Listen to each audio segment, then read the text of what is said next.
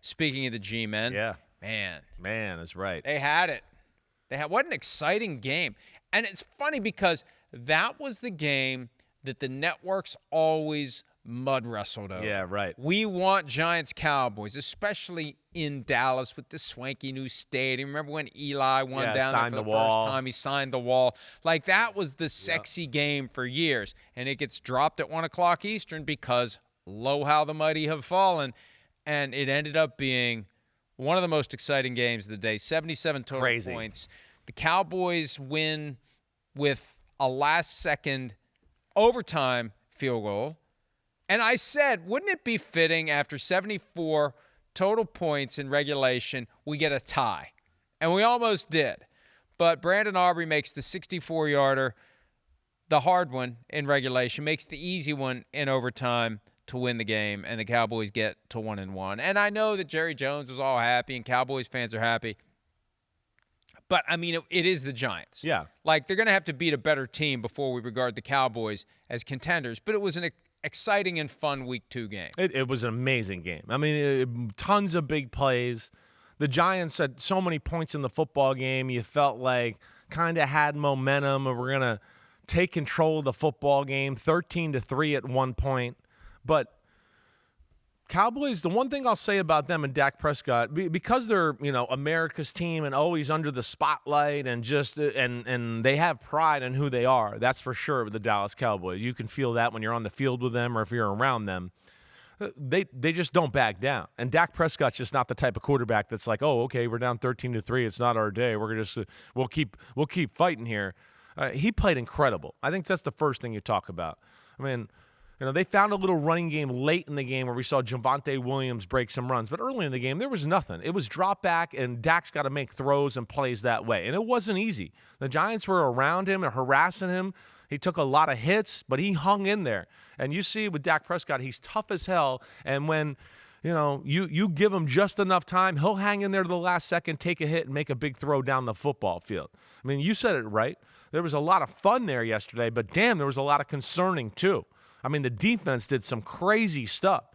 I mean, you're stopping the run all right, but you ain't stopping shit else. I know that ever since Micah Parsons left town, especially not yesterday. I mean, they had some real gaffes in the back end. And we haven't seen Russell Wilson look like that in 5 or 6 years. 450 yards, 3 touchdowns. And I noticed in the preseason that he's staying within the boundaries of what he's now able to do. He's not trying to do the things he can't do anymore. Right. But the one thing he can still do is dial up the deep ball. But there was so much scoring in the second 40 half. points It was back and quarter. forth and back and forth. And there's the moon ball. What a catch by Wan'Dale Robinson. 4th and 4. They're doubling him. They're trying to in and out him. And the Giants are like, oh, they're going to in and out him. So let's just run him right up the middle. George Pickens with the touchdown catch. The Cowboys take the lead back. And here's another moon ball. How does this happen? Wilson. How does this happen? What a catch by Malik Neighbors. 2 guys there. Doesn't matter. And it ultimately didn't matter because the Cowboys got in range for Brandon This guy's Aubrey a weapon. to bang the 64-yarder. Good from 74. And then in overtime, bang. Gosh. He could have hit this with his other leg as good as he is. The idea that you can get the kickoff and you don't need much to put the guy in range. Not everybody's got that kind of kicker. No. There's some teams out there trying to wonder what the hell do we do to find a guy who can make a 40-yarder. Yeah. But there's there a was short a confidence. list of, there was a calm. We're going to do this. Let's make this happen. They got in position. They set up that kick, and I talked to Aubrey after the game. He said his approach is to be overconfident. He tells himself he's the best person in the world for this job, and he could be right. And he goes out there, and he just bangs it. He doesn't kick a lot into the net once or twice during the timeouts. That's cool. He said that to you. We kick all the time. Right. Like I want to save it for the moment where it matters. Yeah. I don't want to waste my leg. Practice it. Yeah. Right. I stay off my feet and I wait for the opportunity. And this is a 64-yarder. And I asked him what's his range. He said, I don't know, but that one was probably, the best I could ever hit one. So 70, 71 yards. Yeah. I mean, he's definitely in the run. Somebody's going to hit one from 70. Yeah, we're going to see that this year, right? We've been saying that for the last 3-4 weeks. The record's going down this year. It's going to go down, I think, multiple times. I can't imagine playing quarterback with a guy like Brandon Aubrey kicking the ball. I really can't. Because like you mentioned, you get the ball 25, 30-yard line, a guy like Dak Prescott, he's just like, man, okay. We get 1-2 completions, one good one, and we're in range. We're never out of this damn game. And especially down there where we know the elements don't really play a factor. It's kind of dome-ish most of the time. Even if they have the roof open, it's never windy or crazy down there in Dallas. Big win for them. Really was. Because the Giants played, motivated football. We saw that from the start. We really did. They moved the ball basically right away in the first drive of the game. That continued. The Cowboys held them to a few field goals early on in the football game. I think were huge, where you felt like, man, the Giants are only up 6-0, and you felt like, yeah, it should be 14-0. Another big moment in the game, too, was we had, what was it? It was 13-10 Giants, and they go for it on the 4th and 3 down at the 10-yard line. Again, I understand the call. I'm a little bit like, man, 4th and 3, you're the Giants. Just take the points. Again, I'm not going to sit here and dissect that too much. You know me. I'm kind of a take the points guy more times than not. 4th and 3, Russell Wilson. The offense has, a still work in progress. I know it ended up lighting up the scoreboard as the game went on, but at that point, right, they couldn't punch the ball in the end zone. I would have kicked the field goal. Either way, those are some moments where they left some points on the board to keep Dallas in it. And a guy like Dak Prescott, you keep him in it, he's going to keep throwing balls down the football field, and he's got some weapons with Pickens, and we know they're going to feature CeeDee Lamb. They feature their star receiver as good as anybody in the sport. That first drive was a weird one because left tackle James Hudson, replacing Andrew Thomas, was penalized 4 times on the drive. First time this century that the players had 4 penalties in a single drive, 2 unnecessary roughness. They took him out of the game. A head slap. Now, I think it was Devin that was explaining that, that was supposed to be. It's supposed to be. That's like a tactic. That's a technique on the arm, and the guy slipped, so it ends up hit him in the head. Yeah, it ends up. I know. Worse it was than unfortunate. It was. Yeah, they were on that play. I think running a little screen, or it was an inside draw. So he's basically trying to encourage the defensive end up the field, right? So you're going to hit him kind of as he goes by you just to make sure there's a nice big hole for the running back to run through there. He trips. He hits him in the head. I mean, the game was sloppy in general. I mean, there's a ton of penalties on both sides of the ball. The Giants had 14 penalties for 160 yards. So you want to talk about the other situations we just talked about, settling for field goals, going forward in the 4th and 3. The penalties were another big issue in the football game. Well, the Giants, I mean, I didn't think here in week 2 we'd be talking, about their offense. I thought their defense would be a little bit more of the star of the show, honestly. I really did. I'm a little disappointed with the way the defense looks right now. I mean, that's, I think, the big thing with the New York Giants. They're trying to get all their pass rushers on the field. I think the Giants, one thing that I had a hit on just on the defensive side of the ball, and I'm going to be interested to watch this film, feels like they rush 5 too much. And I'm not a big fan of rushing 5 all the time. Why not? Well, in the NFL, when you have a good offensive line and a quarterback who's been around the block a little bit like Dak Prescott, you're not going to fool him with a 5-man rush. They're going to figure it out. And I know a lot of defensive coordinators always go, well, we'll win one of those matchups. Well, why? You don't got anybody great there anymore in Dallas. I mean, excuse me, I'm flipped around. Why are they going to win a one-on-one matchup, though? My point. It doesn't always mean that's going to happen. Dallas has got some good offensive linemen that can hang in there. But now you have extra holes down the middle of the field, and that's what I don't love about that, right? That's where, with a good offense and a good quarterback, to me, the 5-man rush is a little bit like, hey, just dabble in it. Don't make it a mainstay. They should be able to get there with 4 and do that. But either way, the Giants' defense, disappointed. And I think anytime you're going to Dallas send had their more way than the usual amount. Yeah. You got to send. You want to have an element of surprise. Right. Or outnumber them. If you're doing it so often. Right. That they're expecting it, then that doesn't really give you an advantage because part of it is the surprise, and you don't know who the 5th guy is going to be. Or is that guy going to drop into coverage? That's what makes things confusing and unpredictable. Unpredictability, I think, is always the key for any defense. And the Dallas defense is not unpredictable. It's just bad without Micah Parsons. Trayvon Diggs is a different player without Micah Parsons. Well, different player. Jason Garrett said it the right way. They've been able to play a certain way because of that pass rush for a few years. They can sit on things, kind of like we saw the Packers doing on Thursday night, where they're like, wait, we got some dudes up there, and especially we got that dude. The DBs were like, all right, we don't think Jaden Daniels can throw it hold on to the ball and throw it down the field all that often with what we got up front there. So it changes the attitude of the football team altogether.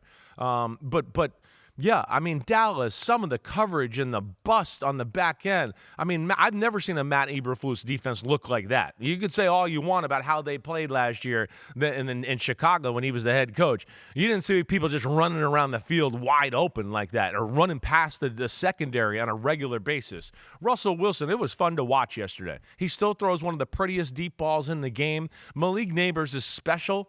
I think that's what's also shocking about the end of the game. You're like, wait, you didn't think they might throw the ball deep to the guy they've been throwing the ball deep to all game, and that's the only guy they usually throw to in a big situation? So Malik Neighbors, superstar. I think we're seeing that right in front of our eyes. And then Wan'Dale Robinson continues to show up. Really like him. I mean, the Giants got a little speed at receiver to be scary. They do. Between those two and Darius Slayton, I like that trio of guys they got there. It was a fun game to watch, but, yeah, ultimately Dallas finds a way to win the game and pull it out. And Russell Wilson played so well when you consider all the noise that's out there. And he said that after the game. I embraced the noise. I answered the call. I don't run from the noise. Jackson Dart played some yesterday, the package. And as you've said, if you're going to use him in that way, why isn't he playing? And I think they've been teetering on that edge of, is he ready? Is the offense ready? Yeah. Can he protect himself behind that line?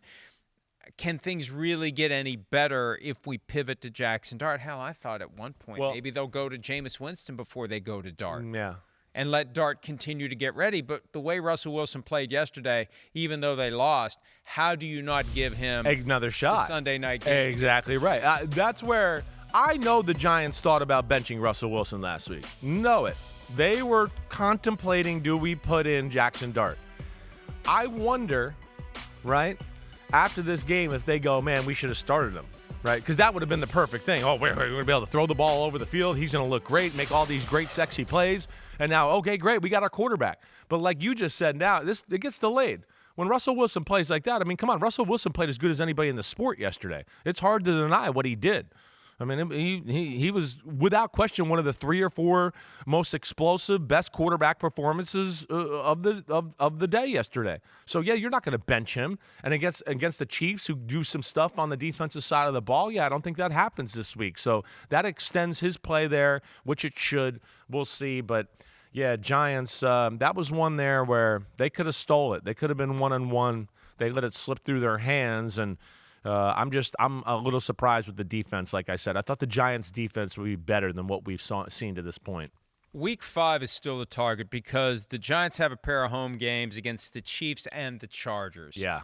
0-2 quite possibly could be 0-4, although I don't know what to think about next Sunday night with the Chiefs. I mean, it's kind of got to have it for them. Yeah.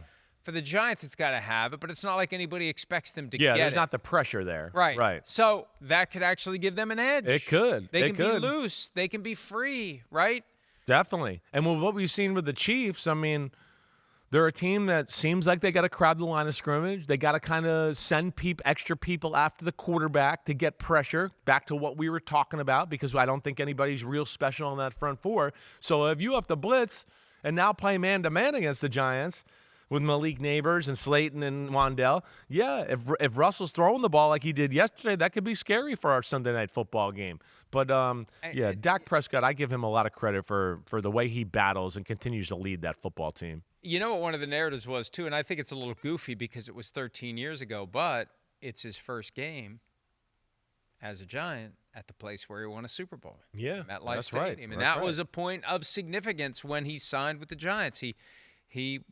Now, he wasn't the MVP that day. Yeah, but it's still Malcolm a special day. Smith was. Remember that? Malcolm Smith. I mean, the defense overwhelmed the Broncos from the moment that the first snap from scrimmage whizzed past Peyton Manning's head. Yeah, you know? all time. But still, he's got that experience. It's a big game, big night.